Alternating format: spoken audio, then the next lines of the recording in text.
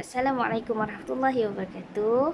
Okey, saya Balkis. Hari ni saya first time buat video yang lebih serius. Jadi bila kita buat video secara serius ni, saya pakai macam ni bagi saya rasa confident untuk bercakap sikit ya. Okey, hari ni topik dia topik yang serius. Okey, bukan topik yang main-main. Mungkin dah tahu, mungkin ada yang tahu, mungkin ada yang tak tahu, atau mungkin ada yang tak pernah ambil tahu. Okey, tapi hari ni saya nak bawa kepada topik anxiety disorder. Okey, apa dia anxiety disorder? Kenapa saya pilih topik ini? Kerana saya sebenarnya dah berada di kalangan orang yang ada masalah anxiety disorder ni dah lama, makan tahun. Okey, saya nampak kadang-kadang ada yang faham, ada yang tak faham, ataupun bila tak faham ini yang memberi kesan yang sangat memberi impact lah kepada orang-orang ni. Okay? Sebab orang-orang ni adalah orang-orang yang sebenarnya sangat kita perlu ambil peduli lah. Sebab penyakit anxiety disorder ni sebenarnya salah satu penyakit yang macam kronik kepada mental lah. Okay? Yang mana kebanyakannya berlaku disebabkan oleh macam kemurungan ataupun stres. Okay? Macam tu lah lebih kurang. So, apa yang saya nak cerita kat sini, saya cerita berdasarkan pengalaman saya dan pendapat peribadi. Jika orang yang mendengar ini, orang yang melihat video ini rasa dia perlu menambah ataupun dia menafikan apa yang saya cakap, boleh komen di bawah dengan perkataan-perkataan yang baik supaya sama-sama kita boleh kongsikan info yang terbaik untuk orang yang memerlukan yang saya maksudkan lah orang yang masalah anxiety ni. Okey, so sebab saya sebenarnya nak menyebarkan yang positif kepada orang, tapi mungkin ilmu saya tidak cukup atau pengalaman saya tidak cukup atau pendapat peribadi saya ini ada yang perlu ditambah, boleh tambah di bawah, jangan takut-takut. Cuma bahasa yang murni-murni lah. Satu, sebab kita di bulan Ramadan. Yang kedua, sebab orang yang anxiety ni dia ada emosi-emosi. Jadi kita gunalah bahasa-bahasa yang indah-indah supaya mereka ini rasa sejuk untuk membaca dan berminat untuk membaca. Okey, tak mau yang maki-maki, tak mau komen-komen yang stres, boleh cerita pengalaman jika anda adalah orang yang berkenaan. Okey. So anxiety ni dia adalah satu mental illness yang mana kadang-kadang kita terjadi disebabkan oleh depression, kemurungan, lepas tu disebabkan oleh masalah-masalah yang sekeliling kita lah. So antara orang-orang yang antara simptom yang pengalaman-pengalaman orang yang pernah jadi, antaranya yang sebenarnya dia ni ada sedikit suffer berkaitan dengan mungkin ada pengalaman yang pengalaman menakutkan yang akhirnya menyebabkan dia tu jadi orang yang sangat penakut, ataupun terjadinya kebimbangan tanpa sebab, ataupun kalau daripada segi fizikal, dia kadang-kadang kerap jadi sakit kepala, jadi ketat dada, ataupun rasa tight macam nak bernafas tu susah, ataupun jadi nervous dan berdebar-debar kan, kita rasa jantung kita dudak. Itu pun kemungkinan boleh dikategorikan sebagai ada dah simptom-simptom awal ke arah itu. Dan juga kadang-kadang yang paling teruk, ada setengah tu dah sampai tahap kesukaran untuk bernafas. Kalau kita tengok, kalau orang ni dia bibir dia kerap kering sebab dia akan suka macam jilat bibir dia tu sebab nak bagi basah. Sebab orang ni kita boleh tengok orang yang kerap kering, bibir mulut dia kering. Lepas tu jadi berpeluh-peluh kan, tapak tangan berpeluh, tapak kaki peluh, sikit-sikit berpeluh kan sebagainya. Itu antara simptom-simptom orang ni. Dan yang teruk, ada setengah tu yang jadi panic attack. Okey, dia jadi panic attack, dia jadi macam gelabah kan. Kata contoh sampai satu tahap ada setengah tu yang saya rawat boleh dikatakan 3-4 orang yang saya jumpa adalah dia sampai tahap tak boleh nak drive. Sebab dia tak boleh drive sebab dia rasa macam jalan tu sempit, dia rasa macam ada orang nak langgar dia, ataupun dia yang nak langgar orang, ataupun dia rasa macam bila contoh lori atau kenderaan lalu di sisi dia tu, dia rasa macam dekat sangat dengan dia. Jadi dia jadi takut. Okey, benda ni. Ataupun ada setengah tu yang jadi inilah berdebar-debar tu, yang jadi insomnia kan, susah nak tidur malam, susah ataupun dah tidur kerap terjaga, atau selalu dapat mimpi ngeri, atau setengah-setengah orang ni terjadi disebabkan oleh trauma yang dia saja yang tahulah kalau dia mau bercerita. So benda-benda ni semua memberi kesan lah kepada kita, kepada orang yang ada masalah macam ni. So permulaan dia macam tu. Dan macam mana kita nak bantu dia orang ni? Biasanya orang macam ni dia akan suka duduk bersendiri, dia akan macam tak nak bercerita. Tapi ada setengah orang dia nak bercerita tapi tak ada orang nak dengar. So sebenarnya kita boleh bantu dia orang ni, kita boleh bantu dia orang dengan memberi bahu lah, orang cakap kan, maksudnya mendengar. Tapi kadang-kadang sifat mahu membantu, sifat prihatin kita tu kadang-kadang memberi kesan sampingan kepada orang-orang macam ni. Dah macam mana pula kan?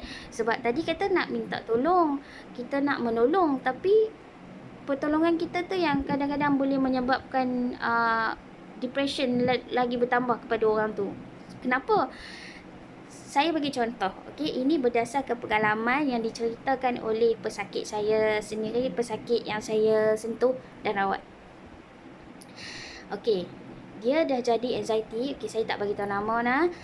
Saya harap benda ni supaya menjaga sensitiviti, dan saya pun sekarang ni dia dah sembuh dengan baik dan dah menjalani kehidupan dia dengan baik sangat.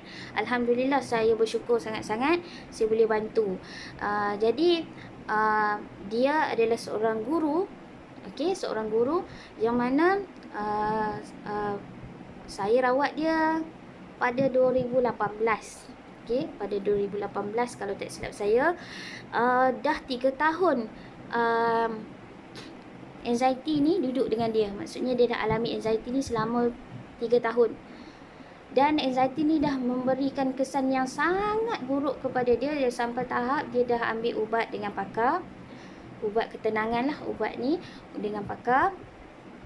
Dia dah memang melalui kaunseling dengan mereka, dan pun tak membantu banyak, sampai tahap dia dah macam kurus kering, suara dah tak keluar, suara dia sangat halus. Macam saya bagi contoh macam ni pada permulaan saya berjumpa dengan dia, dia bagi tahu saya, dia kata macam ni, saya ada anxiety disorder. Dia cakap macam tu.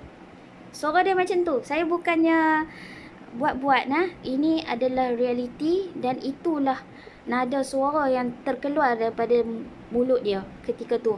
Setakat itu, dan tidaklah selaju itu. Dia memang agak slow dia bercakap, kerana dia tidak ada cukup tenaga, terlalu teruk sangat anxiety dia.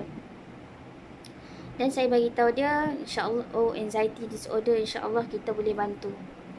Dan bila saya bagi tahu macam tu, ini dia ceritakan selepas dia okey. Dia kata bila dia dengar yang dia kata kita boleh bantu dia untuk rawat anxiety disorder, dia rasa relief, dia rasa lega. Sebab apa? Dia dah duduk dengan anxiety ni, keadaan anxiety ni dah lebih 3 tahun. Dan sampai dah hampir putus asa. Bayangkan dia sampai tahap nak jual rumah sebab dia rasa rumah tu dah macam hilang kedamaian dan hilang ketenangan dalam hidup dia. Dia rasa orang di sekeliling dia tidak faham dia. Lepas tu yang saya nak cerita pengalaman yang saya kata orang ini nak membantu tapi pada akhirnya memberi kesan buruk kepada dia. Sebab ada saudara dia datang melawat sebab dia sakit. Jadi dia datang melawat. Dan bila tengok dia keadaan macam tu, dia orang cakap pada dia, hang tak cukup lagi ni. Okey, tak cukup tu maksudnya amal lah. Dia kata hang kena buat lagi, hang kena baca surah ni dia bagi. Hang buat sembahyang taubat, hang bangkit, hang buat doa, buat apa semua. Dan dia faham, dia tahu benda tu betul. Dan dia sebenarnya sampai satu tahap bila orang anxiety ni dia dah hilang dia punya relevan dan rasional dia, dia mempertikaikan Tuhan. Okey, bukan niat dia untuk mempertikaikan Tuhan, tapi dia rasa sampai satu tahap bila orang ni mai cakap macam tu dekat dia, dia kata, apa lagi yang dia tak buat? Dia kata, apa lagi dia tak buat? Sampai dia menangis, dia kata, apa lagi yang dia tak buat? Dia kata, dia dah solat 5 waktu cukup. Awal waktu, sebab dia dah tak boleh nak pergi sekolah apa semua, dia cuba untuk cukupkan solat dia awal waktu. Dia cuba buat duha, dia buat sunat, dan dia baca Quran, apa betul. Kira dia cuba sejaya upaya dia sebab dia susah tidur malam, dia ada gangguan tidur pada waktu malam, dia cuba untuk dia bangun sembahyang malam, dekatkan diri dengan Tuhan. Dia kata apa lagi yang dia tak buat. Sampai satu tahap bila kita dah jadi macam ni, adalah yang masuk. Okey, masuk sampai tahap dia cakap, apa lagi yang dia tak buat? Dia kata, kenapa Tuhan buat dia macam tu? Macam tu lah kiranya. Jadi dia kata, apa yang tak kenal lagi? Kenapa even dia dah solat, dia dah apa, masih lagi Allah tak perkenankan doa dia? Apa lagi yang dia kena buat? Ini bahaya lah, bahaya orang macam ni. Itu yang kita kena cuba-cuba bantu dia tu, sebab dia bukannya nak keluar daripada akidah, dia dah tak boleh fikir. Okay? Jangan salahkan dia kalau dia cakap macam tu. Jangan kata, hang ni jatuh akidah apa semua. Jangan menghukum dia, sebab orang macam ni adalah orang yang sangat perlu dibantu. Sebab dia bukannya tak mau jadi hamba yang baik pada Allah. Dia dah cuba sedaya upaya, tapi dengan sakit dia macam tu, keadaan mental dia akan down. Okay? So kita bukannya pergi menyalahkan dia, bukannya pergi menghukum dia, tapi sebenarnya dengar cakap dia dan cari. Kita ni hanya mampu buka jalan untuk dia lah. So bila dia cerita macam tu, bila saya cakap saya boleh bantu dia, dan serupanya ayat saya boleh bantu adalah sebenarnya membuka harapan kepada dia. Dia nampak jalan keluar daripada masalah dia. So daripada situ sebenarnya saya bersyukur, sebab Allah ilham ayat tu kepada saya lah. Sebab lepas tu dengan ayat tu memberi harapan rupanya kepada dia. Okay. So itulah dia sakit anxiety saya yang pertama. Dan itulah sebenarnya kita ni sebagai manusia kena kita nak tolong, tapi kena cari bahasa-bahasa yang baik. Orang macam ni kita kena guna bahasa yang baik, bukannya bahasa yang maksudnya macam tersirat sangat, straight, tapi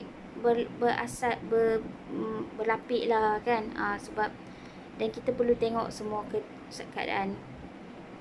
So bagaimana saya bantu dia? Okey, saya bantu dia dengan rawatan kaedah macam-macam. Okey, macam-macam kaedah dalam tempoh masa 1 bulan, sehingga beliau boleh menghabiskan cuti dan sambung bekerja tanpa masalah, alhamdulillah. Gitulah. Okey, ini video pertama. Tak habis lagi cerita, dan topik pun tak habis sebab panjang. Nanti saya sambung balik. Okey. So, ada siapa-siapa yang nak cerita pengalaman di bawah atau nak tanya berkaitan dengan rawatan, ini video ni sebenarnya jangan kata saya buat video ni sebab saya nak macam mana saya nak cakap, saya buat video ni sebab saya nak bagi tahu kepada orang-orang yang seperti ini, yang kamu ada harapan untuk pulih. Okey, kalau kamu dah cuba dengan kaedah macam itu, macam ini, tapi tidak